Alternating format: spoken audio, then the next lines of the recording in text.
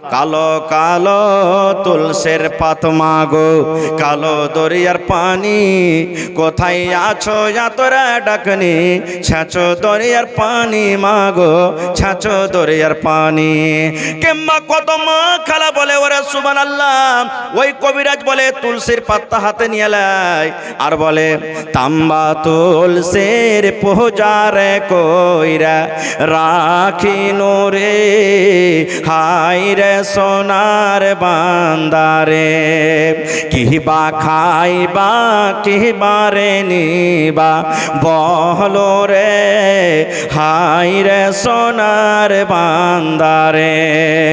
এই আমার মাকে বলবো, খালাকে বলবো, ভাই রে এগুলা মন্ত্র পড়তে পড়তে যদি মত হয়ে যায় গে মা, এগুলা যদি পড়তে পড়তে যদি মত হয়ে যায়, জান কবজ হয়ে যায়, নমাজ পড়তে গেল আল্লাহর জান্নাত পাওয়া যাবে না, রোজা রাখতে গেল আল্লাহর জান্নাত পাওয়া যাবে না, হজ করতে গেল আল্লাহর জান্নাত পাওয়া যাবে না গে মা। এই জন্য নবী বলেছেন উম্মত, প্রথম কাজ তোমাকে এক আল্লাহর ইবাদত করতে হবে, 2 নম্বরে তোমাকে আল্লাহর সাথে কাউকে শরীক করতে হবে না, 3 নম্বরে নবী বলেছেন নামাজ কায়েম করতে হবে, 4 নম্বরে বলেছেন যাকাত দিতে হবে, 5 নম্বরে বলেছেন যেগুলো তোমার আত্মীয় আছে, মা আছে, চাচা আছে, দাদু আছে, দাদি আছে, এদের সাথে তোমাকে ভালো ব্যবহার করতে হবে। এবার সেই সাহাবী শোনার পর যখন বাড়ি থেকে রওনা হয়ে গেলেন, আল্লাহ রাসূল বললেন সাহাবীরে ও আমার উম্মতের দল শুনে নাও, এই লোকেরা আমার উম্মতের মধ্যে 5খানা যে কাম করবে, আল্লাহ রাব্বুল আমিন 5খানটা আমল করার কারণে আল্লাহ তাকে জান্নাত দান করবেন। ঘেমে যখন শরীর যায়, স্ত্রীটা বলবে যে এই হদমা লিচ্ছি লাগা গোসল করে আসতে পারে না, গা ধুয়ে আসতে পারে না, গতর ঘন্টা বোকা বোকা গুন্দাইছে হট এখান থেকে, কিন্তু বেচারি মাজবুর আছে, কি করবে, মাজবুর আছে, কিচ্ছু বলবে না খো।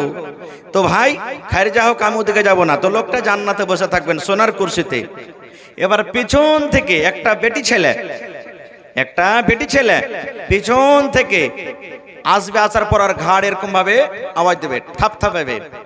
এই জান্নাতে লোকটা তখন পিছন দিকে এরকম করে ঘুরে দেখবে, ওর এত রূপ, এত সৌন্দর্য হবে বেটি ছেলেটার, ই তখন ওকে বলবে মান আনতে, এই আল্লাহর বান্দি তুমি কে গো, এত আল্লাহ তোমাকে রূপ দিয়েছে, তুমি কে? সুবহানাল্লাহ। আল্লাহ রাসূল তখন বলেছেন, ওই বলবেন যে আমি হলাম ফাও, আমি হলাম কি, জোরে বলেন, আমি হলাম কি, ফাও। আল্লাহ তোমার জন্য আমাকে ফাও পাঠালছেন। এবার ওই ফাওটার ব্যাপারে রাসূল বলেছেন কেমন হবে শোনেন। ওরে সুবহানাল্লাহ, আল্লাহর নবী বলেছেন উম্মত রে, ওই জান্নাতের ভিতরে ওই জান্নাতি মহিলা, জান্নাতে বেটি ছেলেটা ফাও কেমন হবে? আল্লাহর নবী বলেছেন উম্মত, রাতের বেলাতে সূর্য ওঠে না, যার কারণে রাত অন্ধকার হয়, যখন সূর্য উঠে যায় অন্ধকার শেষ হয়ে যায়, দিনে আলো হয়ে যায়। আল্লাহর নবী বলেছেন উম্মত, ওই জান্নাতি মেয়ে ছেলেটা দুনিয়াতে যদি একটা নজর করে দেয়, দুনিয়াতে যদি একটা নজর করে দেয়, আল্লাহ রাব্বুল আমিন তাকে এত সুন্দর করেছেন, আল্লাহ তাকে এত রূপ দিয়েছেন, একটা যদি দুনিয়াতে নজর করে, সূর্যের রোশনি, সূর্যের আলো তার কাছে ফিকা হয়ে যাবে। শুধু তা নয়, ওরে সুবহানাল্লাহ, আল্লাহর নবী আরো বলেছেন, ওই জান্নাতি মেয়ে ছেলে এই মাথাতে খোপাতে তার একটা ফুল বান্ধনী থাকবে। এই মায়েরা খালারা চুল বাঁধে, ফুল যে রয়েছে খোপাতে, কোনো মা খালা 5 টাকা দামের ফুল বাঁধে, কোনো মা খালা 50 টাকা দামের ফুল বাঁধে, কোনো আমার মা, কোনো আমার দাদে নানি 200 টাকা দামের ফুল বাঁধে। কিন্তু দয়ার নবী বলেছেন উম্মত, আল্লাহ রাব্বুল আলামিন তোমাকে জান্নাত দান করবেন। ওই জান্নাতের ভিতরে ওই জান্নাতি বেটি ছেলের মাথাতে যে ফুলটা থাকবে রে, ওই ফুলটার এত দাম, এই ফুলটা এত কিমতি, ওই ফুলটা এত দামি হবে।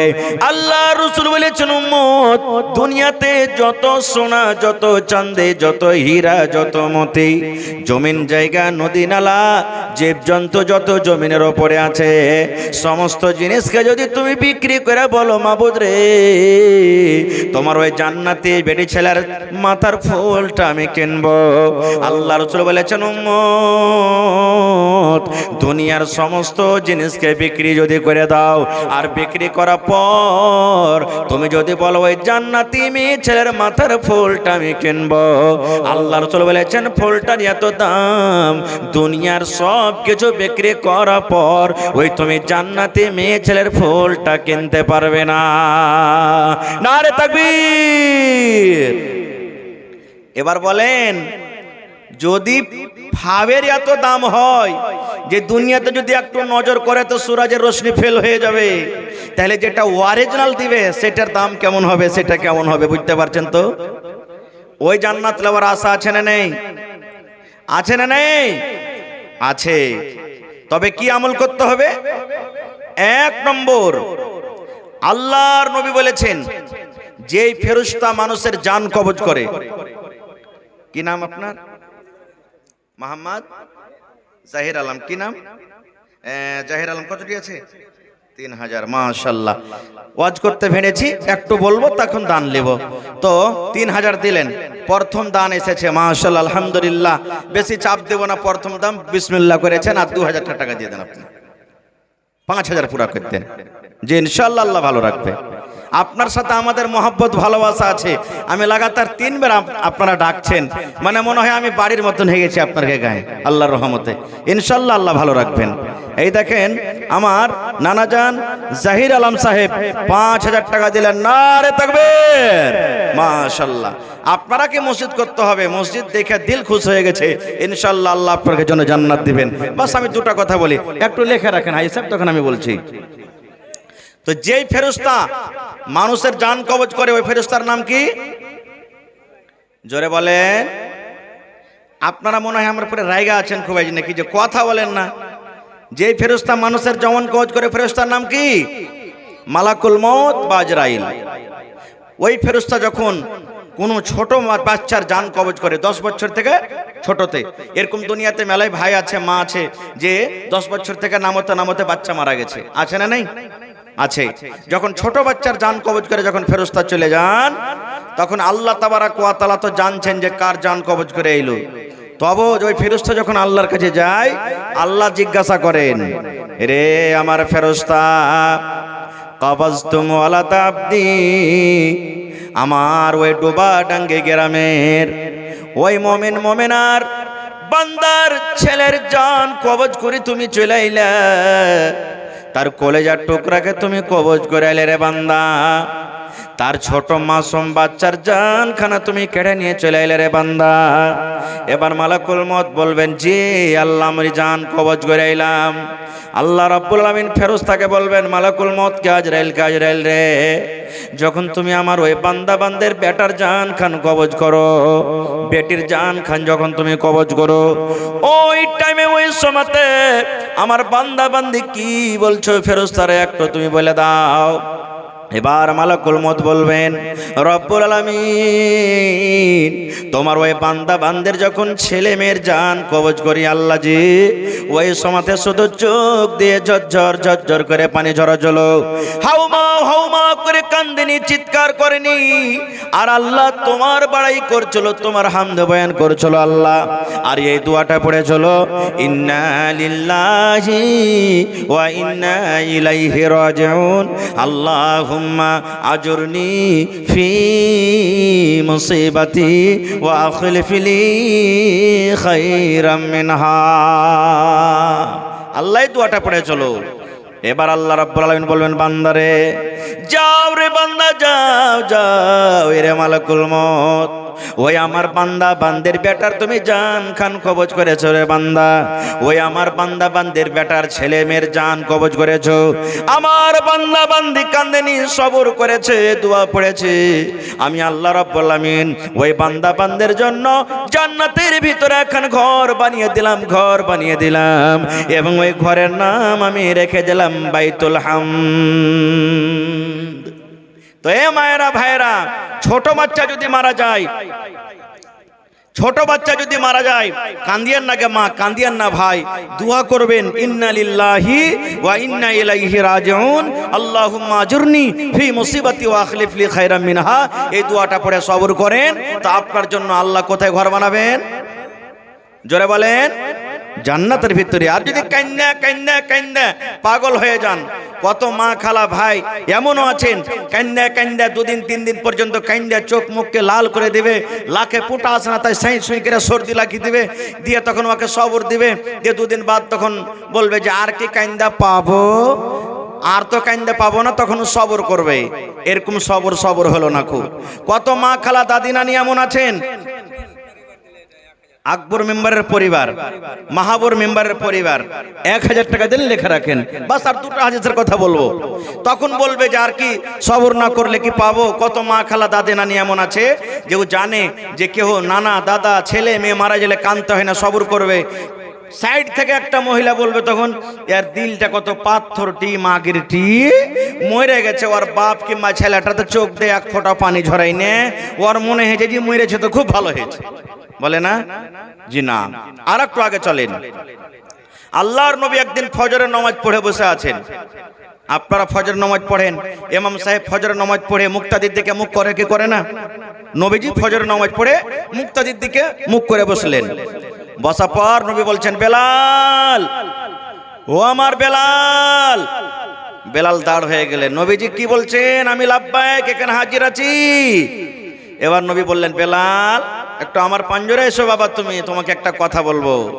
এবার বেলাল রাদিয়াল্লাহু তাআলা আনহু নবীর পাঞ্জরে এলেন। এবার নবীজি বেলালকে বললেন, ওরে আমার সাহাবে বেলাল, বেলাল রে, ইসলাম কবুল করার পর, আমার প্রতি ঈমান আনা পর, ইসলামে ঢোকা পর, বেলাল তুমি জীবনে কোন এমন আমল করেছো বেলাল? আমি ওই আমলটার কারণে তোমাকে আমি রাতের বেলাতে দেখেছি যে আমি নবী জান্নাতে পিছনে পিছনে হাঁটি, আর বেলাল তোমাকে আমি দেখেছি জান্নাতের ভেতরে তুমি আগে আগে হাঁটো। বেলাল তুমি দুনিয়াতে কোন এমন আমল করেছো যে আমি নবী তোমাকে জান্নাতের ভিতরে দেখেছি যে তুমি মনে হয় খড়ম পেয়ে দিয়ে, খড়ম বুঝেন তো, আগেকার মানুষরা খড়ম পেয়ে দিত, খড়ম পেয়ে দিয়ে বেলাল তুমি আগে আগে হাঁটছো, আর আমি নবী পিছন থেকে হাঁটছি। তোমার খড়মের আওয়াজ তখন আমি দেখলাম যে বেলাল তুমি ওইটা জান্নাতের ভিতরে হাঁটছো। বেলাল তুমি বলবে না যে আমলটা কি করো? এরে আমার ভাইয়েরা মায়েরা খালাল শোনেন। এবারে বেলাল বলছেন, আল্লাহর নবী গো, আমি আপনার সাথে 5 ওয়াক্ত নামাজ পড়ি, আমি রোজা রাখি, আর আল্লাহর নবী গো রমজান মাসের আমি রোজা রাখি, তেলাওয়াত জিকির আজকার করে। আল্লাহ রাসূল বললেন, বেলাল রে, এগুলা বললা রে বেলাল, তুমি সাইড থেকে প্রাইভেট থেকে কোন এমন আমল করো বেলাল, সেই আমলটার কথা বলো। ওই আমলটার পরে আল্লাহ এত রাজি হয়েছে, তোমার আমলটার প্রতি আল্লাহ এত খুশি হয়েছেন, ওই আমলটাতে আল্লাহ খুশি হয়ে তোমাকে জান্নাতে দান করেছেন। বেলাল রে, তুমি মনে করো বাবা দুনিয়াতে কোন তুমি এমন আমল করো? এ আমার ভাইয়েরা মায়েরা খালা শোনেন। এবারে বেলাল বললেন, নবী গো, জীবনে আমি কোন এরকম আমল করতে পারিনি নবী গো, কিন্তু জান্নাত লওয়ার আশাতে, জান্নাত পাওয়ার আশাতে এখন আমি ছোট্টখাট্ট আমল করেছি গো নবীজি। রাসূল বললেন, বেলাল রে, কি আমল করো তুমি দয়া করে বলে দাও। এইবারে বেলাল বললেন, নবী গো, নামাজের টাইম হোক কিংবা নাই হোক, হয়তো বেলা 10টা বেজে গেল, বেলা 8টা বেজে গেল, বেলা 2টা বেজে গেল, কিংবা এশারের নামাজের পর আমি 10টার সময় পেশাব পায়খানা করতে উঠলাম। এবার নবী গো আমি দেখলাম, আমি যখন আমার ওযু ভেঙে যায় আমি নতুন করে ওযু করি, নামাজের টাইম থাক কিংবা নাই থাক, এবার নতুন করে ওযু করে আমি ঘরের ভিতরে যাই না। আমি যখন যখন ওযু করি, ওযু করার পর মসজিদের দিকে রওনা হয়ে যাই, মসজিদে আমি চলে যাই, আর মসজিদে যাওয়ার পর আমি 2 রাকাত করে আমি নামাজ পড়ি। আল্লাহ রাসূল গো, বেলা 8টার সময়তে 10টার সময়তে যদি আমি ওযু করি, নামাজের টাইম কিন্তু এখনো হয়নি, আমি আল্লাহকে বলি, মাবুদ রে, আমার ওযু ভেঙে গেছে, নতুন করে আমি ওযু করলাম। ওযু করার পর আমি মসজিদের ভিতরে চলে যাই, আর মসজিদে যাওয়ার পর আমি নফল 2 রাকাত আমি নামাজ আদায় করে এই মতো আল্লাহর নবী গো আমার নামাজের যখন টাইম হোক কিংবা নাই হোক, যখন যখন নতুন করে ওযু করি তখন তখন 2 রাকাত করে আমি মসজিদে নামাজ পড়ে। এবারে নবী বললেন, বেলাল রে, তোমার এই আমলটাতে এত আল্লাহ খুশি হয়েছেন, তোমার আমলটাতে এত আল্লাহ রাজি হয়েছেন, এই আমলটার কারণে তোমাকে আমি জান্নাতের ভেতরে ঘুরতে দেখলাম। নারে তাকবীর। তাহলে একটা আমল শিখলেন, নামাজের টাইম হোক বা না হোক, এখন যেরকম আপনি বসে আছেন, বাড়ি যাবেন, পেশাব পায়খানা করবেন, হ্যাঁ ওযু করে নি, আর যেমনি ওযু করলেন মসজিদে যায় 2 রাকাত নামাজ পড়ে নিলেন, নেকি মনে করে আল্লাহ জান্নাত দান করবেন। পড়বেন তো পড়েন ইনশাআল্লাহ। আর ডেলি না পারবেন, এক একদিন কিরকম সুন্নাত আদায় করেন। আর একটু আগে চলেন, আল্লাহ রাসূল বলেছেন, এই আমার উম্মত তুমি শুনে নাও, জমিনের উপরে আকাশের তলাতে এই মুসলমান বলেন তো আল্লাহর নিকটে কোন জায়গাটা বেশি ভালো? কোন জায়গা ভালো? মসজিদটা আল্লাহর নিকটে ভালো। আল্লাহ রাসূল বলেছেন, উম্মত যখন তুমি মসজিদের ভিতরে যাবে, একটা দোয়া আছে, মসজিদে যখন আপনি ডান পা খান রাখবেন, আল্লাহ রাসূল বলেছেন তোমাকে দোয়া পড়তে হবে, আল্লাহুম্মা আফতাহলি আবওয়াবা রাহমাতিক। যখন তুমি পেশাব পায়খানা করতে যাবে তখন তোমাকে দোয়া পড়তে হবে, বিসমিল্লাহি আল্লাহুম্মা ইন্নী আউযু বিকা মিনাল খুবুসি ওয়াল খাবাইস। আল্লাহ রাসূল বলেছেন তুমি বিবির সাথে যখন মিলন করবে, বিবির সাথে মিলন করার টাইমে আল্লাহ রাসূল বলেছেন তোমাকে দোয়া পড়তে হবে, বিসমিল্লাহি আল্লাহুম্মা জান্নিবনাশ শাইতান ওয়া জান্নিবিশ শাইতান মা রাযাকতানা। আল্লাহ রাসূল বলেছেন, উম্মত যখন আঁধি চলবে, তুফান চলবে, ঝড় চালু হয়ে গেছে, পাথর বর্ষিছে, ঘূর্ণি বাতাস চলছে, ঝড় চলছে, ওই টাইমে নবী বলছেন তোমাকে দোয়া পড়তে হবে, আল্লাহুম্মা ইন্নী আসআলুকা খায়রাহা ওয়া খায়রা মা উরসিলাত বিহি ওয়া আউযু বিকা মিন শাররিহা ওয়া শাররি মা উরসিলাত বিহি। এই দোয়াটা পড়তে হবে। এক কথা প্রত্যেক জায়গাতে দোয়া আছে, কিন্তু নবী বলেছেন উম্মত রে, এই জমিনের উপরে বাজার হলো আল্লাহর নিকটে সব থেকে খারাপ জায়গা, মার্কেট হলো সব থেকে খারাপ জায়গা, আল্লাহর নিকটে চক হলো সব থেকে খারাপ জায়গার উম্মত। কিন্তু উম্মত রে, যখন তুমি সবজি কেনার জন্য বাজার যাবে, বকরি কেনার জন্য বাজার যাবে, গরু কেনার জন্য বাজার যাবে, নাস্তা কেনার জন্য বাজার যাবে, যখন তুমি মার্কেট যাবে রে উম্মত, মার্কেট ঢোকার আগে আগে যদি তুমি একটা দোয়া পড়িতে পারো রে উম্মত, ওই দোয়াটা যদি তুমি পড়ে নাও, আল্লাহ রাব্বুল আলামিন দোয়াটা পড়ার কারণে 4খানা আল্লাহ রাব্বুল আলামিন তোমাকে নেকি দান করবেন। 1 নম্বর নেকি হলো, বাজারে যখন তুমি ঢুকলে, বাজারে ঢোকার সময়তে নর হোক কিংবা নারী হোক, তুমি যখন চা খেতে বাজারে গেলে, যখন তুমি চকে তুমি পান খেতে চলে গেছো উম্মত, দুনিয়ার কোনো দরকারে তুমি কাপড় কেনার জন্য মার্কেট ঢুকবে, মার্কেট ঢোকার আগে আগে আল্লাহ রাসূল বলেছেন যদি তুমি দোয়া পড়িতে পারো, একটা দোয়া আছে, আল্লাহ রাসূল বলেছেন উম্মত রে, এই দোয়াটা যদি তুমি পড়ে নাও, প্রথম তোমার কাজ হলো তোমার জীবনের আল্লাহ যত ছোট ছোট নেকি আছে, সমস্ত যত গুনাহ আছে, জীবনের যত ছোট ছোট গুনাহ আছে, সাগেরা গুনাহ আছে, তোমার জীবনের 10 লক্ষ গুনাহকে আল্লাহ মাফ করে দেবেন, এবং আল্লাহ তোমাকে 10 লক্ষ নেকি দান করবেন, এবং আল্লাহ 10 লক্ষ দরজাকে আল্লাহ তোমার উঁচা করে দেবেন, এবং তার বদলাতে আল্লাহ তোমাকে জান্নাতের ভিতরে একখানা ঘর বানিয়ে দেবেন। বাজারে দাখিল হওয়ার দোয়া, বাজারে ঢোকার দোয়া ভাই মুসলমান। এই গ্রামে আমি শুনলাম বেশিরভাগই মানুষ বিজনেস করে, শিখলেন ভাই জীবনে কোন আমলটা আল্লাহর কাছে কবুল হবে আল্লাহ জানে। বাজারে ঢুকবেন তখন দোয়াটা পড়বেন, পড়লে পরে কত নেকি জানেন? জীবনের 10 লক্ষ ছোট গুনাহ আল্লাহ মাফ করে দিবেন, 10 লক্ষ নেকি আল্লাহ রেজিস্টারে লিখে দিবেন, 10 লক্ষ আল্লাহ মার্তবাকে বুলন্দ করে দিবেন, এবং তার সাথে সাথে জান্নাতের ভিতরে এখন ঘর বানিয়ে দিবেন। বলবেন হাজী মাওলানা দোয়াটা কি? আল্লাহ রাসূল বলেছেন দোয়াটা হলো লা ইলাহা ইল্লাল্লাহু ওয়াহদাহু লা শারীকা লা লাহুল মুলকু ওয়া লাহুল হামদ ইহয়ী ওয়া ইউমীত ওয়া হুয়া হাইয়ুন লা ইয়ামুতু বিয়াদিহিল খায়র ওয়া হুয়া আলা কুল্লি শাইইন কাদির। আল্লাহ রাসূল বলেছেন উম্মত বাজারে সন্ধ্যার দাওয়া, বাজারে দাখিল হওয়ার দোয়া, বাজারে যখন তুমি ঢুকবে তখন এই দোয়া পড়বে লা ইলাহা ইল্লাল্লাহু ওয়াহদাহু লা শারীকা লা লাহুল মুলকু ওয়া লাহুল হামদু ইহয়ী ওয়া ইউমীত ওয়া হুয়া হাইয়ুন লা ইয়ামুতু বিয়াদিহিল খায়র ওয়া হুয়া আলা কুল্লি শাইইন কাদির। আল্লাহ রাসূল বলেছেন এই দোয়াটা পড়ে যদি তুমি বাজারে চলে যাও, এই দোয়াটা পড়ার কারণে চারখানা আল্লাহ তোমাকে নেকি দান করবেন। এক নম্বর নেকি হলো আল্লাহ রাব্বুল আলামিন তোমার জীবনের 10 লক্ষ গুনাহকে আল্লাহ মাফ করে দিবেন। তোমার রেজিস্টারে 10 লক্ষ নেকি লেখা হবে।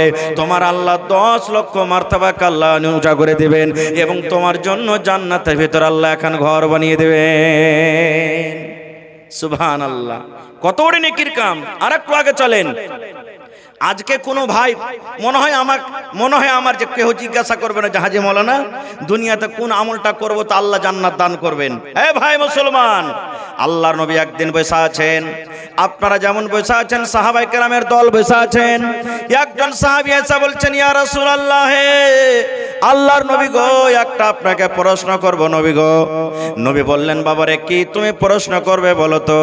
এবার সে সাহাবী বললেন নবী গো আল্লাহর জমিনে যতদিন আমি বাঁচব, আল্লাহ যতদিন আমার হায়াত দিয়েছে, আল্লাহ যতদিন আমার জীবন দিয়েছে, জীবন পর্যন্ত কোন এমন আমল করব গো নবী যে আল্লাহ আমাকে জান্নাত দান করবেন। আমাকে কোন এমন কাজ করতে হবে, কোন এমন নেকির কাম করব গো নবী সেই নেকিটা করার পর আল্লাহ রাব্বুল আলামিন আমাকে জান্নাত দান করবেন। এরে আমার মায়েরা খালারা এ ভাইরা শুনেন, নবীর সামনে একজন সাহাবী প্রশ্ন করে দিলেন ইয়া রাসূলুল্লাহ, আল্লাহর জান্নাতের ভিতরে যেতে গেলে দুনিয়াতে কোন এমন আমল করতে হবে গো নবীজি। এবার নবীজি 5খানা আমলের কথা বললেন। কথা বললেন 5খানা আমলের কথা বললেন। এই দুনিয়ার মানুষ শুনে নাও, এই আমার সাহাবী শুনে নাও, বেঁচে থাকা কালে 5খান যদি তুমি কাম করতে পারো রে বাবা, জীবনে বেঁচে থাকা কালে 5খানা তুমি আমল করতে পারো, আল্লাহ রাব্বুল আমিন তোমাকে জান্নাতের ভিতরে দান করবেন, তুমি জান্নাতে চলে যাবে। 5খানটার মধ্যে 1 নম্বরে রাসূল বললেন ওয়াবুদুল্লাহ, তুমি এক আল্লাহর তুমি ইবাদত করো, এক আল্লাহর তুমি পূজা করো। 2 নম্বরে নবী বললেন ওয়ালা তুশরিকু বিহি শাইয়া, এবং আল্লাহ রাব্বুল আমিনের সাথে তুমি অন্য কাউকে শরীক করিও না।